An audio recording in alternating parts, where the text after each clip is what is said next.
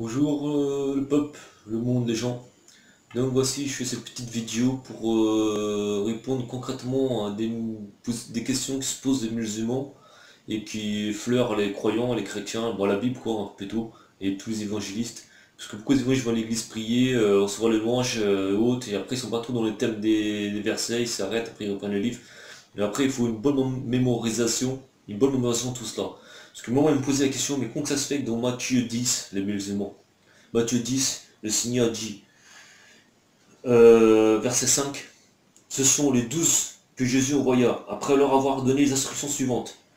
N'allez pas vers les non-juifs, n'allez pas vers les non-juifs, et n'entrez pas dans les villes des Samaritains.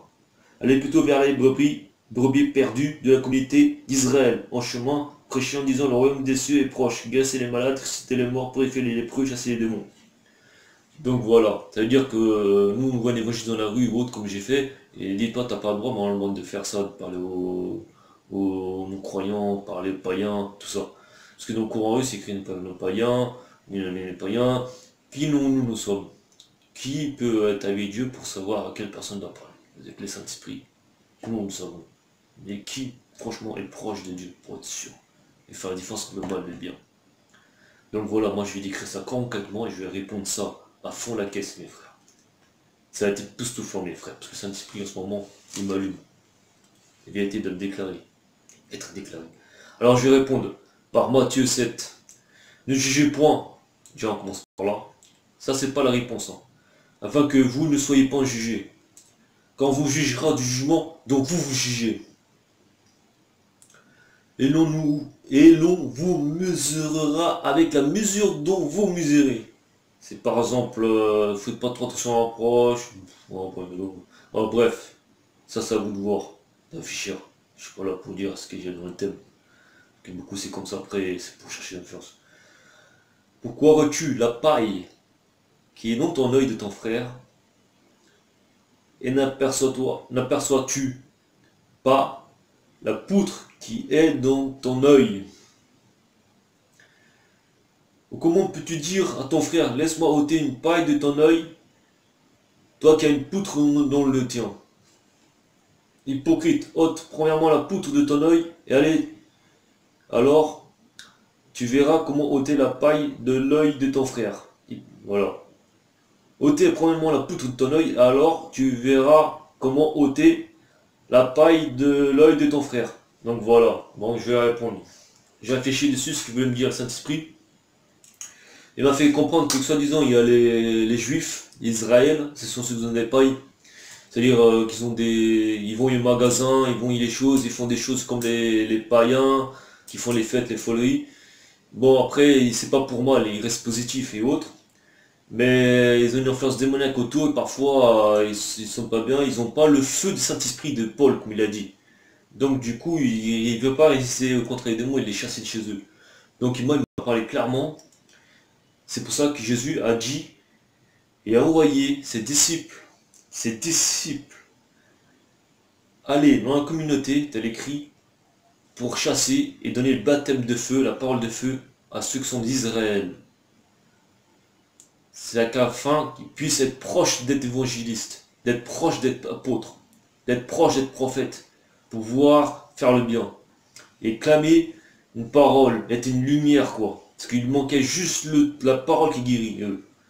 Et ceux qui n'ont pas la parole qui guérit, et ceux qui ont du travail à faire sur soi-même, ce sont ceux qui ont une poutre. Leur volonté est de faire le bien, tel écrit, d'enlever la paille.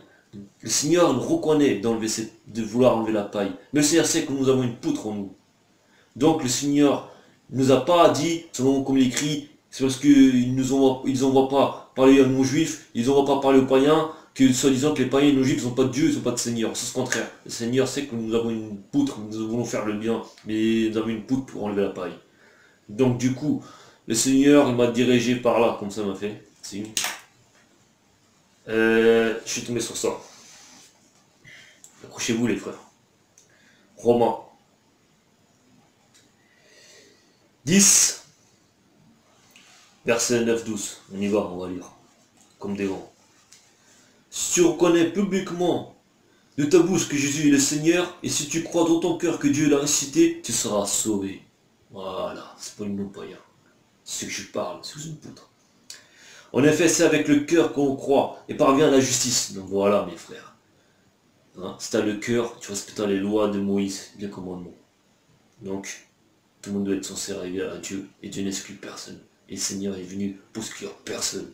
Ça, c'est pour répondre à mes frères musulmans et autres. En effet, c'est avec le cœur que l'on croit et parvient à la justice. Et c'est avec la bouche que l'on affirme une conviction et parvient au salut. Comme dit l'Écriture, celui qui croit en lui ne sera pas couvert de honte.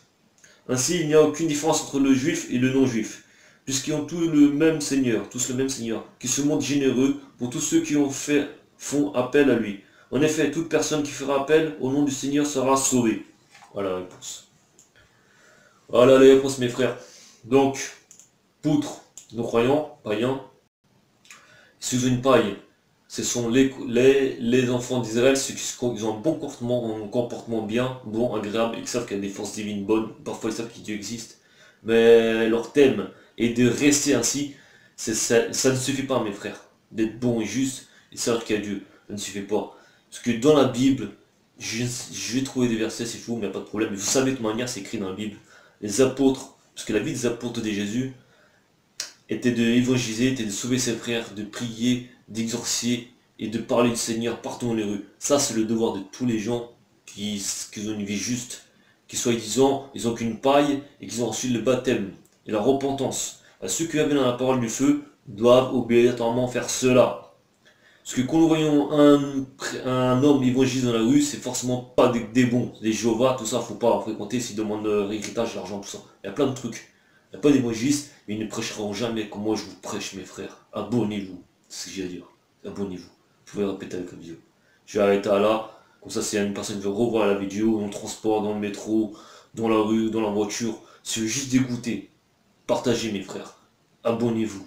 Ça a du sincère, du concret. Moi, chez moi, il n'y a pas de malsainteté, mes frères. Qui veut même m'appeler, dire que ce soit, faire une prière d'exorcisation, je fais une prière d'exorcisation, il n'y a pas de problème. Une prière de guérison, il n'y a pas de problème. Mais je préfère en attendant rester anonyme. Si vous venez à moi, je viendrai à vous. Avec puissance et possession du Seigneur à la part des justes.